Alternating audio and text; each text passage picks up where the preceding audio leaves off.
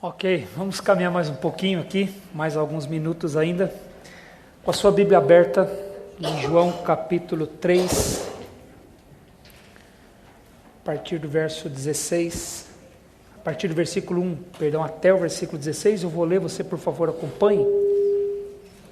A palavra de Deus diz assim: Havia entre os fariseus um homem chamado Nicodemos, um dos principais dos judeus. Este de noite foi ter com Jesus e lhe disse: Rabi, sabemos que és mestre vindo da parte de Deus, porque ninguém pode fazer estes sinais que tu fazes se Deus não estiver com ele. A isto respondeu Jesus: em verdade te digo que se alguém não nascer de novo, não pode ver o reino de Deus. Perguntou-lhe Nicodemos: como pode um homem nascer sendo velho? Porventura pode voltar ao ventre materno e nascer segunda vez? Respondeu Jesus: em verdade te digo, quem não nascer da água e do Espírito não pode entrar no reino de Deus. O que é nascido da carne é carne, o que é nascido do Espírito é Espírito. Não te admires de eu te dizer: importa-vos nascer de novo. O vento sopra onde quer, ouves a sua voz, mas não sabes de onde vem, nem para onde vai. Assim é todo o que é nascido do Espírito. Então lhe perguntou Nicodemos: como pode suceder isto? Acudiu Jesus: tu és mestre em Israel e não compreendes estas coisas? Em verdade te digo que nós dizemos o que sabemos e testificamos o que temos visto, contudo, não aceitais o nosso testemunho. Se tratando de coisas terrenas, não me credes, como crereis se falar das celestiais? Ora, ninguém subiu ao céu, senão aquele que de lá desceu, a saber, o Filho do Homem, que está no céu. E do modo porque Moisés levantou a serpente no deserto, assim importa que o Filho do Homem seja levantado, para que todo o que nele crê tenha a vida eterna. Porque Deus amou o mundo de tal maneira que deu seu Filho unigênito para que todo o que nele crê não pereça, mas tenha a vida eterna. Nós temos aqui esse episódio de Jesus com Nicodemos. E aqui nós temos um aspecto interessante. Eu quero focar aqui naquilo que Jesus fala com Nicodemos a respeito da entrada na nova aliança, a entrada no reino dos céus. Nicodemos, ele era um homem cheio de credenciais. Ele era um fariseu, então ele fazia parte da vertente religiosa mais importante naqueles dias em Israel, a mais influente vertente religiosa eram os fariseus, e ele fazia parte desse grupo. Ele fazia parte do Sinédrio. O Sinédrio era um grupo seleto de 70 ou 72 homens, e Nicodemos fazia parte desse grupo. Por isso que Jesus diz a respeito dele, sendo um mestre em Israel, além de ser dos fariseus, ou seja, do grupo dos fariseus, fazia parte do Sinédrio e era um mestre. Então ele era um professor, um doutor da lei do Senhor. Então ele conhecia o Antigo Testamento. E Nicodemos, então, com base nessas credenciais dele, ele tinha certeza que ele participava da bênção da aliança, que ele participava da bênção da aliança. Eu sou salvo, eu sou o filho de Abraão, eu guardo a lei como um fariseu, eu estudo a lei, faço parte daqueles que julgam Israel por intermédio do Sinédrio, eu sou um professor da lei, eu entendo a lei, eu sou descendente físico de Abraão, então eu estou dentro da bênção de Deus, eu estou salvo, eu faço parte da aliança.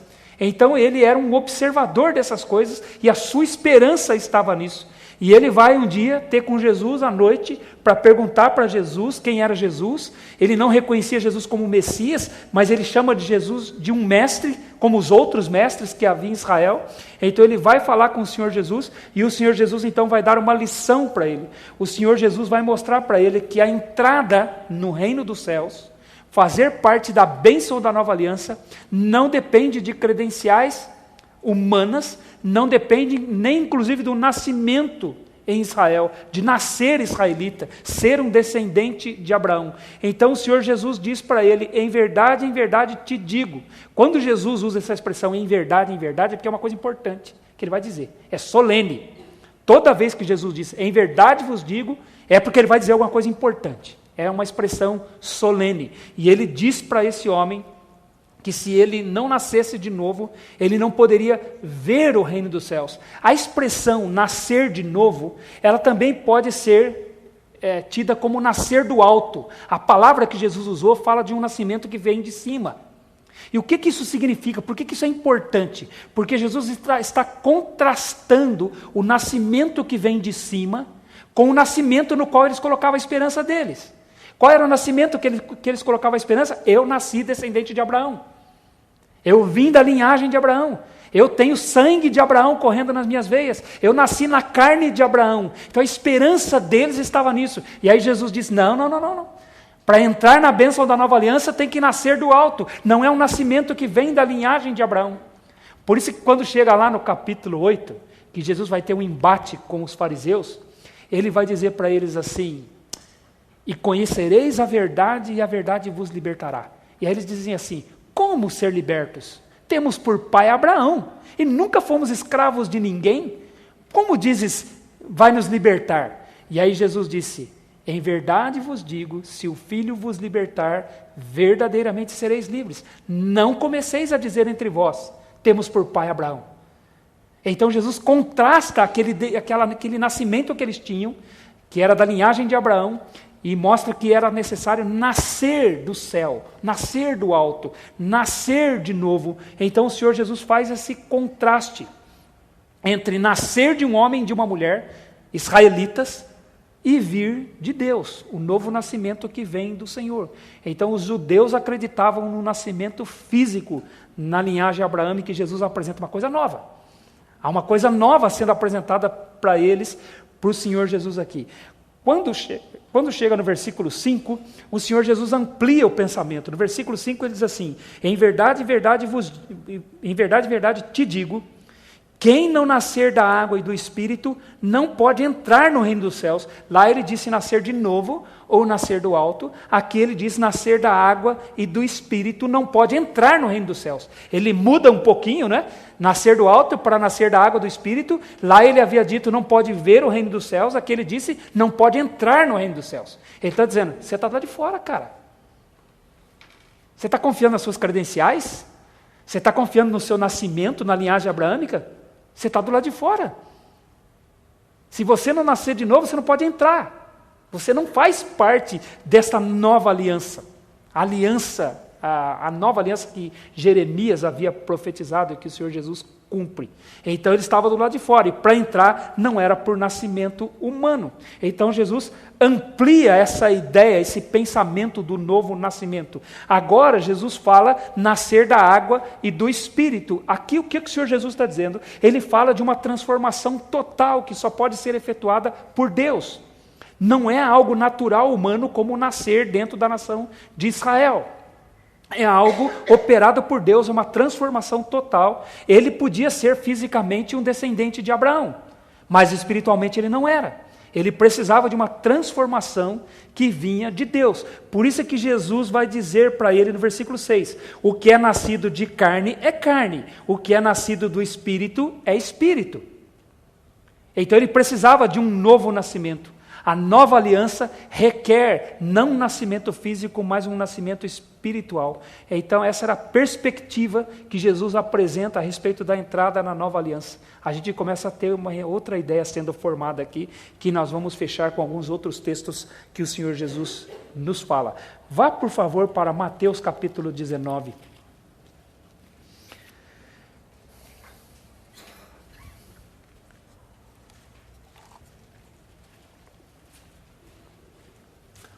Evangelho de Mateus, capítulo 19. Uma outra passagem interessante.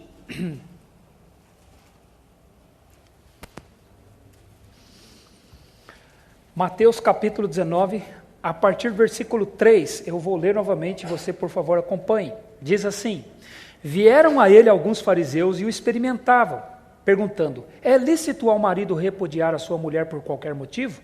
Então respondeu ele, não tendes lido que o Criador desde o princípio os fez homem e mulher, e que disse, por esta causa deixará o homem pai e mãe, se unirá à sua mulher, tornando-se os dois uma só carne, de modo que já não são mais dois, porém uma só carne, portanto o que Deus ajuntou não separe o homem.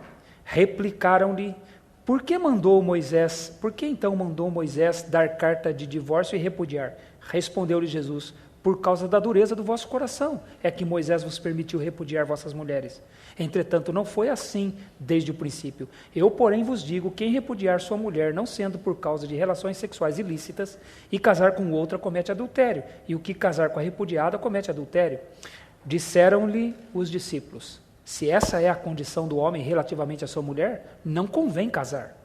Jesus, porém, lhes respondeu, nem todos são aptos para receber este conceito, mas apenas aqueles a quem é dado, porque há eunucos de nascença, há outros a quem os homens fizeram tais, e há outros que a si mesmos se fizeram eunucos por causa do reino dos céus. Quem é apto para o admitir, admita. O contexto aqui é divórcio. Os fariseus vieram experimentar Jesus sobre essa questão do divórcio. Eles queriam colocar Jesus numa situação difícil, como eles sempre faziam, e então eles vieram questionar Jesus a respeito dessas coisas porque eles tinham um plano na cabeça deles que era desacreditar Jesus, tornar Jesus impopular ou colocar Jesus numa situação difícil. Nos dias de Jesus haviam duas escolas que tratavam a questão do divórcio. Uma era a escola de Hillel, que achava que um homem poderia se divorciar da sua esposa por qualquer motivo, e era qualquer motivo mesmo. Se ela queimasse a comida, ele podia se divorciar dela. E se ela fosse vista conversando com outro homem, ele podia se divorciar dela.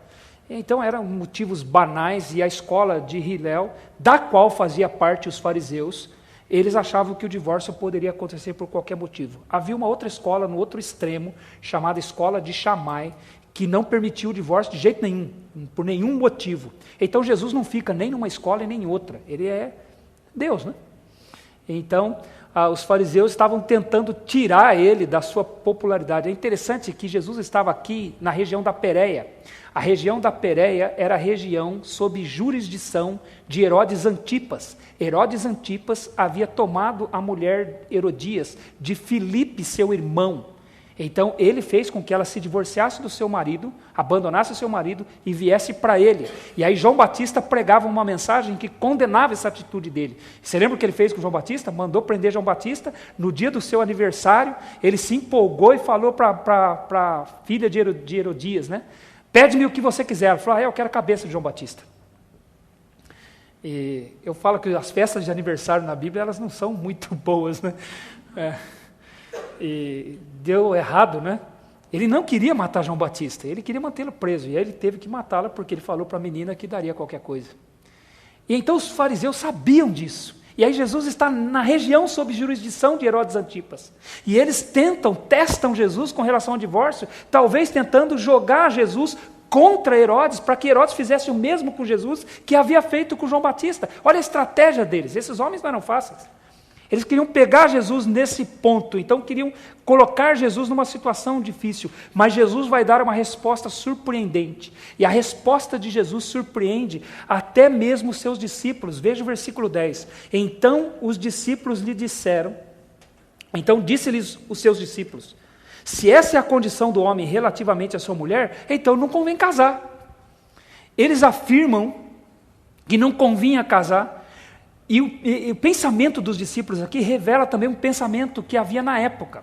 Era um pensamento greco-romano. Havia essa discussão entre os gregos e romanos se valia a pena casar mesmo. Havia discussão se não era melhor permanecer solteiro. Eles estavam discutindo isso, os filósofos romanos e estavam discutindo essas coisas, e esse pensamento chegou lá em Israel, e os discípulos estavam influenciados por isso, se era vantajoso ou não tomar o casamento. A base da discussão era o peso do casamento. Será que vale a pena se casar com esse peso todo que tem no casamento? Então, estar relacionado com uma outra pessoa sobre o casamento é uma coisa difícil. É difícil permanecer, estar casado, e era essa a discussão deles. E aí Jesus coloca um obstáculo aqui para que se separasse. Jesus coloca esse obstáculo, e quando Jesus coloca esse obstáculo, os discípulos dizem para ele, Senhor, se essa é a condição do homem então é melhor não casar. Porque se eu casar e não der certo com a mulher, aí eu não posso me separar dela por qualquer motivo. Então é melhor eu não casar. Olha a conclusão dos discípulos. Olha a conclusão que eles chegam. É melhor então a gente permanecer do jeito que a gente está. E aí Jesus surpreende de novo. De novo o nosso Senhor causa uma surpresa para eles. Então quando o Senhor Jesus vai dizer no versículo 11 e 12, Jesus diz assim, o texto nos diz, Jesus, porém, lhes respondeu, nem todos são aptos para receber este conceito, mas apenas aqueles para quem é dado. Então aqui a palavra conceito significa literalmente uma palavra. É palavra, poderíamos traduzir assim, ninguém é apto para receber esta palavra, é como se Jesus estivesse dizendo isso. Essa palavra não é dada para todos, mas apenas para alguns, ele está dizendo. Ser apto aqui significa ser capaz de receber essa palavra. Ser capaz de receber esse conceito de permanecer solteiro. Não é todo mundo que é capaz de receber esse conceito. Alguns Deus capacita para receber esse conceito. A expressão aqui, ser apto, significa ter espaço em si mesmo para que caiba esse conceito. O que o Senhor Jesus está dizendo é, nem todo mundo tem espaço no seu coração para caber esse conceito. Alguns têm. Alguns são capazes de viver assim. É o que o Senhor Jesus está dizendo. Então, o pensamento de Jesus aqui não era o pensamento dos discípulos. Ele não estava aqui se referindo a evitar o casamento pelo peso ou pela dificuldade do casamento, porque os discípulos quiseram evitar o casamento por causa disso. Senhor, se é assim, então não convém casar. Se é tão difícil separar, é melhor não casar. Então ele estava olhando para o peso do casamento. Jesus não. Jesus tem um conceito diferente aqui, um pensamento diferente. O pensamento dos discípulos era o pensamento dos gregos e romanos. Jesus estava se referindo aqui a não se casar por um motivo nobre. Por um motivo nobre. E aí Jesus toma a figura do eunuco aqui no versículo 12 e diz assim, porque há eunucos de nascença, há outros a quem os homens fizeram tais, e há outros que a si mesmos se fizeram eunucos por causa do reino dos céus. Quem é apto para admitir, o admita. Jesus toma a figura de um eunuco. Se a bênção estava ligada a casamento e filhos, o eunuco era excluído. Eles tratavam mal o eunuco. O eunuco, ele era colocado numa categoria inferior, porque ele não se casou. Era assim que eles tratavam o eunuco. Muitos desprezavam os eunucos, e Jesus usa o eunuco aqui como um exemplo. Então, o que isso significa? Dentro da nova aliança, não teria diferença entre o eunuco e as outras pessoas. Na nova aliança, todos são iguais. É o que o Senhor Jesus começa a ensinar aqui. Todos são abençoados na nova aliança, não existe uma divisão de classes. O Senhor Jesus está exaltando o eunuco aqui, como ele exaltou as mulheres. As mulheres também sofriam desprezo, mas o Senhor Jesus as exaltou, e assim como ele exalta o eunuco aqui, ele coloca o eunuco num lugar nobre, numa posição nobre. Ele usa 3 categorias de eunuco aqui no versículo 12, né? Há eunucos, que são eunucos de nascença, ou seja, eles nasceram com dificuldades, com limitações físicas. Há outros que os homens fizeram tais, e há outros que a si mesmos se fizeram eunucos. Aqui Jesus surpreende. Aqui quando ele diz, peraí, o Senhor está dizendo que alguns se fizeram eunucos? Alguns voluntariamente, aqui o verbo é reflexivo, fazer algo para si mesmo. Alguns se fizeram eunucos, isso era estranho para os discípulos. Porque eles achavam que o eunuco era sempre amaldiçoado por Deus. Estava fora das bênçãos das alianças, por não se casar e não ter filhos. Então o Senhor Jesus, ele vai chocar aqui, porque ele vai dizer, alguns se fizeram eunucos por causa do reino dos céus. Então, o casamento para eles era o meio de participar das bênçãos da aliança, e Jesus ensina que alguns não se casaram para participar das bênçãos da bênção da nova aliança. E aí nós temos alguns exemplos no Antigo Testamento de pessoas assim. Jeremias, por exemplo, Deus disse que era para ele não se casar. Quando o Senhor o chamou, lá em Jeremias capítulo 16, o Senhor disse para ele permanecer solteiro. Daniel foi um homem que serviu a Deus fielmente, sendo um solteiro a vida toda. Era um eunuco no palácio de Nabucodonosor, depois do rei Dario e do rei Ciro. Neemias serviu ao Senhor também, não se casou. Ele foi um homem solteiro. José, ele permaneceu solteiro e fiel ao Senhor, até que depois ele se casa com uma mulher no Egito, mas ele permanece firme, fiel, dedicado ao Senhor na sua vida como solteiro. até quando a mulher o assedia e ele foge dela, mantendo a sua fidelidade a Deus. São alguns exemplos que tinha no Antigo Testamento, homens que foram usados por Deus, sendo solteiros, que não se casaram, e as pessoas esqueciam disso. Por isso que Jesus diz lá em Mateus capítulo 22, versículo 29, errais por não conhecerdes as Escrituras e nem o poder de Deus.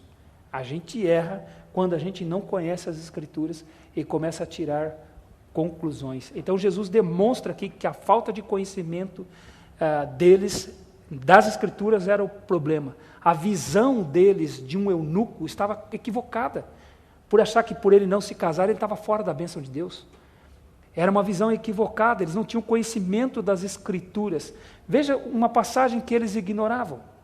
O que Deus diz a respeito dos eunucos em Isaías capítulo 56, versículos de 3 a 5. Quer abrir lá, por favor? Vamos ler essa passagem. Isaías capítulo 56, versículos de 3 a 5.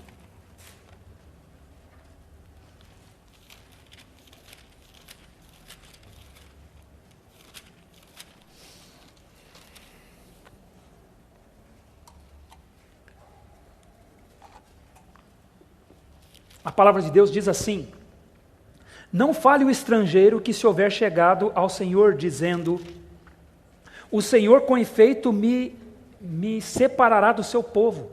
Nem tampouco diga o eunuco, eis que sou uma árvore seca.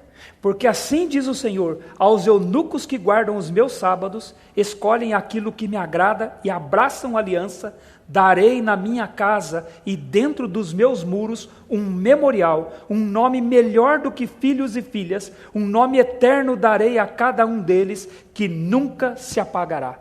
Veja que Deus tinha uma bênção prometida para os eunucos, que eles ignoravam, por isso achavam que eles eram amaldiçoados. Então, eunucos que se dedicavam ao Senhor, que foram fiéis ao Senhor, seriam abençoados.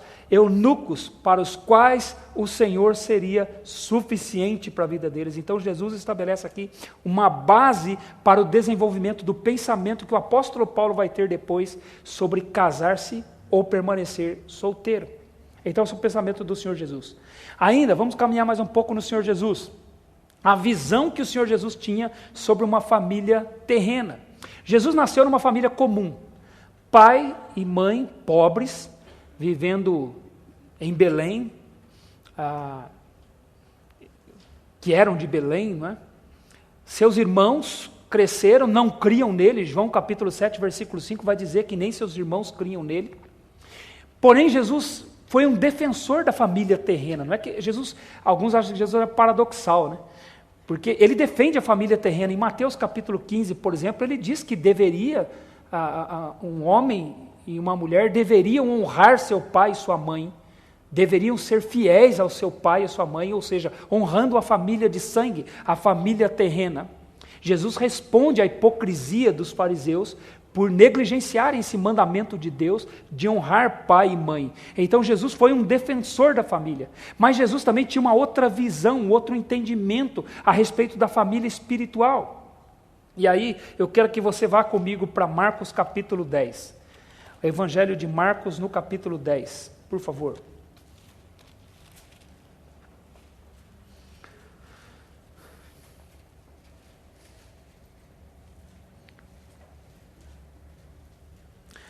Aqui em Marcos,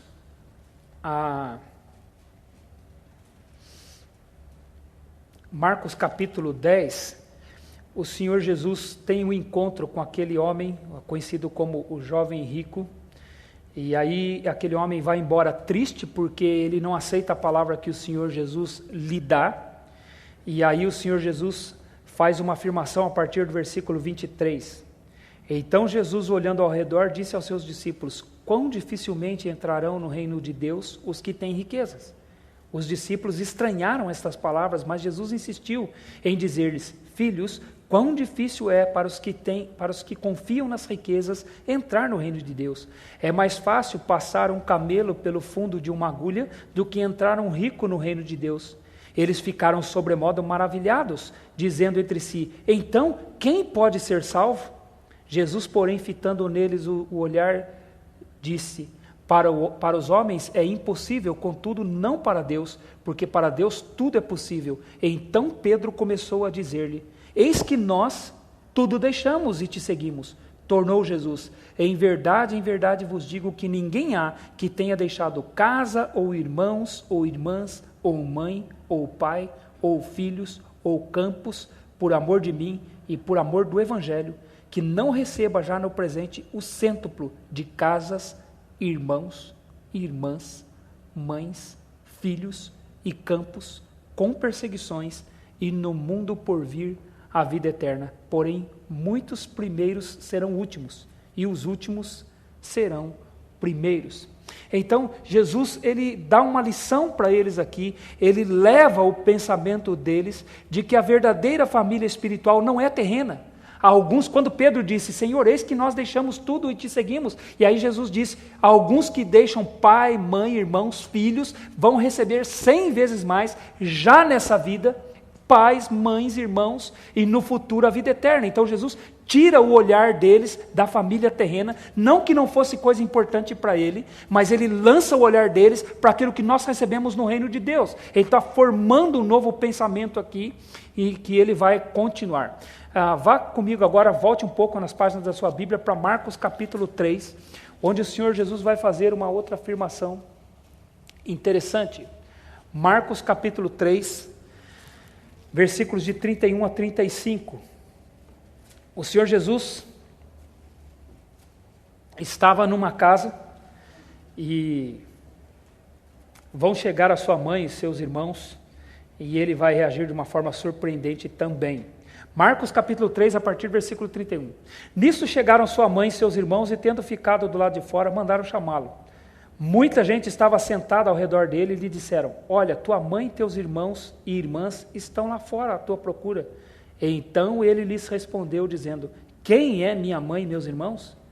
E correndo o olhar pelos que estavam assentados ao redor, disse: eis minha mãe e meus irmãos.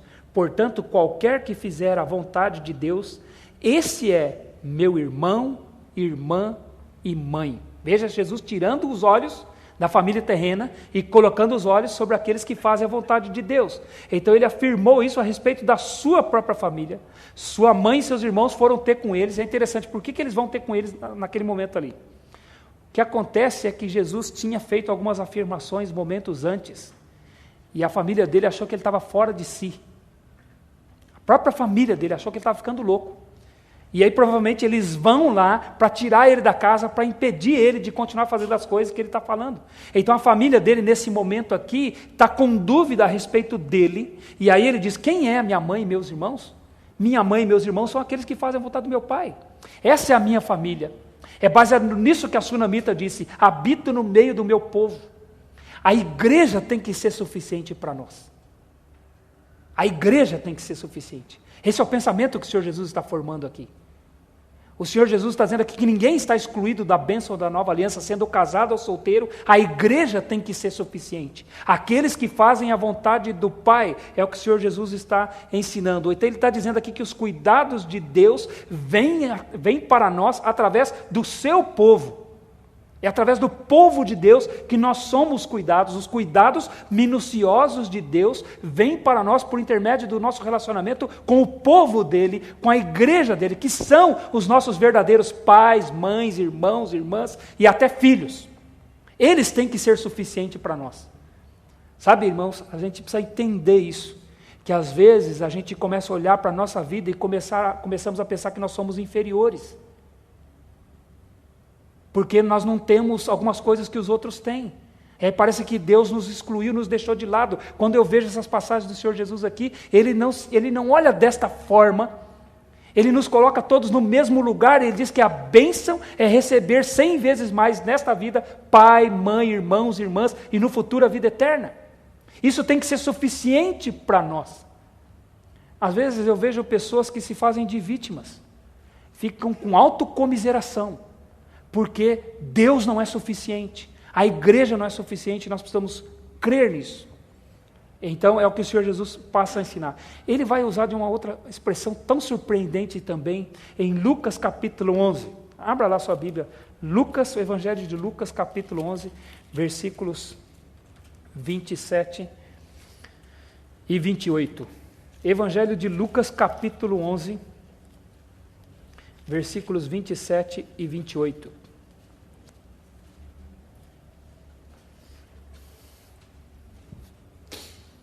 Para você poder entender um pouquinho do contexto aqui, o Senhor Jesus havia sido acusado de expulsar demônios pelo poder de Beelzebu.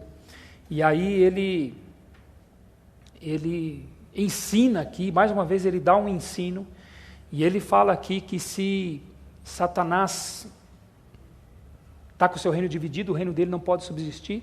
E aí ele diz que se um homem tem um demônio, e o demônio é expulso, então aquela casa fica como que varrida e adornada, e o demônio depois volta e vê a casa varrida e adornada, e ele diz, vou voltar, e ele volta e traz consigo outros 7, e se torna o estado último daquele homem pior do que o primeiro. E então, quando o Senhor Jesus diz isso, uma mulher está do lado dele, a mulher se surpreende com o ensino de Jesus, e aí ela diz no versículo 27, ora, aconteceu que ao dizer Jesus estas palavras, uma mulher que estava entre a multidão exclamou e disse, bem-aventurada aquela que te concebeu e os seios que te amamentaram. Ele, porém, respondeu, antes, bem-aventurados são os que ouvem a palavra de Deus e aguardam. Sabe, irmãos, assim, eu acho que todos nós gostaríamos de ter um filho como Jesus, não gostaríamos? Tinha aquele humorista que dizia assim, eu queria ter um filho assim? Não tinha? Eu queria ter um filho assim. Eu queria ter um filho como Jesus. Você imagina um filho como Jesus. Uma criança que nunca fez birra. Esse era o Senhor Jesus. Uma vez eu perguntei na igreja assim, o Senhor Jesus, ele fazia birra para José e Maria? Aí uma irmã falou assim, claro que fazia, Jesus era uma criança como outra qualquer. Eu falei, fazia não, minha irmã, fazia não. O Senhor Jesus nunca pecou. Birra é pecado. O Senhor Jesus nunca pecou. Nem dolo se achou em sua boca. Criança mente. Salmo 58, versículo 3 diz, nascem os ímpios e logo se desencaminham, são concebidos e proferem mentiras. Você mentiu quando você estava no ventre da sua mãe, você acredita nisso? Eu menti quando eu estava no ventre da minha mãe. Eu nasci mentiroso. Se não é a graça de Jesus, esse dito cujo aqui tinha que arder no inferno. Porque nascemos pecadores. Agora se imagina Jesus, Maria colocava ele para dormir, e ele dormia. Não é uma bênção isso?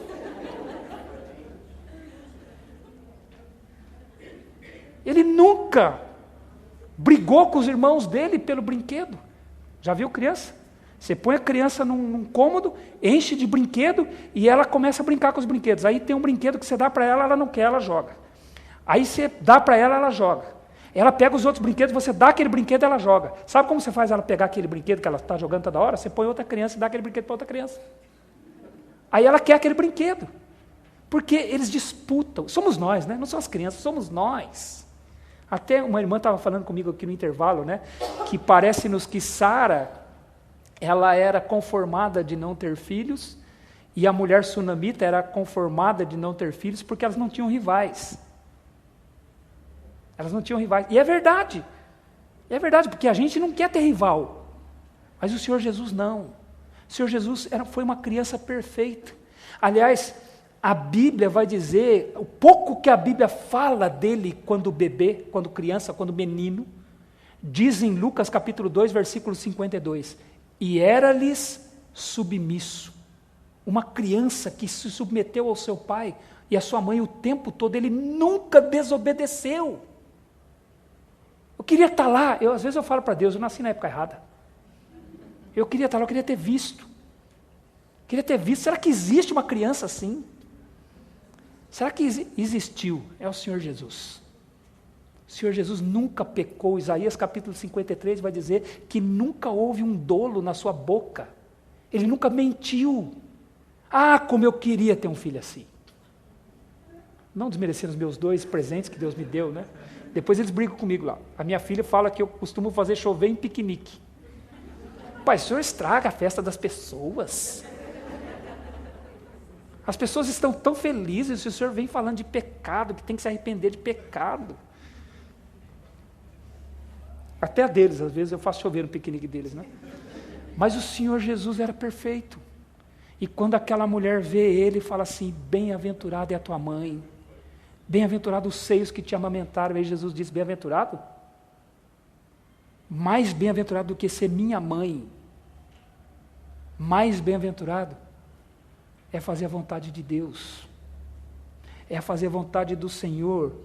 Olha o que ele diz, antes bem-aventurados não são aqueles que têm filhos. Mesmo que seja um filho como eu. É o que ele está dizendo. Não são bem-aventurados os que têm filhos, mesmo que seja um filho perfeito como eu. Bem-aventurados são os que ouvem a palavra de Deus e aguardam. Quem é bem-aventurado no reino de Deus? Quem ouve a palavra de Deus. Quem guarda a palavra de Deus. Esse é o bem-aventurado no reino de Deus. Então o Senhor Jesus está mudando o pensamento deles, quando eles achavam que a bênção de Deus estava ligada a uma família terrena. Família terrena é muito importante. Há princípios que regem isso, mas antes disso, bem-aventurados são aqueles que estão envolvidos no reino de Deus, ouvem a palavra de Deus e guardam a palavra de Deus. Então Jesus responde de maneira surpreendente essa mulher. Surpreendente. Esse era o nosso Senhor, esse é o nosso Senhor Jesus Cristo, aquilo que ele fala a respeito de família, e de casamento, e de permanecer solteiro. Então, vamos pegar o Senhor Jesus como modelo para nós. O Senhor Jesus como nosso modelo. Ele diz que foi modelo para nós. Em João capítulo 13, versículo 15, ele diz, eu vos dei o exemplo, assim como eu fiz, façais vós também. Em 1 João capítulo 2, versículo 6, diz que aquele que crê nele deve também andar como ele andou. Então ele é um modelo para nós. Ele foi um exemplo de servo. 1 Pedro capítulo 1, versículo 21 vai dizer que ele deixou-nos o exemplo para seguirmos os seus passos. Quando ele era maltratado, ele não fazia ameaças. Quando ultrajado, ele não revidava com ultraje, mas ele entregava-se àquele que julga retamente, e nisso ele foi um modelo para nós, então nós temos ele como modelo. Paulo diz que era para nós imitarmos o Senhor Jesus Cristo, como ele também imitava o Senhor Jesus Cristo. Efésios capítulo 5, versículo 1 vai dizer, sede imitadores de Deus como filhos amados, e andai em amor, assim como Jesus Cristo também vos amou. Então o Senhor Jesus é o nosso grande modelo. Agora, já parou para pensar que Jesus não casou? Não teve filhos físicos. Jesus é um modelo para nós e ele não se casou. O maior de todos os servos de Deus que esse mundo já viu, não casou. Viveu solteiro. Então, às vezes a gente tem que pensar, né? Os solteiros que se dedicam a servir outros são semelhantes ao Senhor Jesus Cristo. Mais do que os casados. Mais do que os casados. Então os solteiros que se dedicam a viver assim, né, a vida de solteiro dedicada a Deus, é interessante, ela antecipa a era por vir na qual o casamento não existirá. Quando os saduceus foram perguntar para o Senhor Jesus, fizeram aquele montagem, eles montaram um esqueminha lá, né? Uma mulher casou-se e aí o marido dela morreu, ela casou-se com o irmão, que era a lei do levirato, né? Aí o irmão morreu também, aí essa perguntinha é terrível, né? Eu já ouvi essas perguntinhas. Pastores costumam ouvir essas perguntinhas. E aí ela casou-se com o irmão e assim aconteceu 7 vezes. Lá na ressurreição ela vai ser mulher de quem?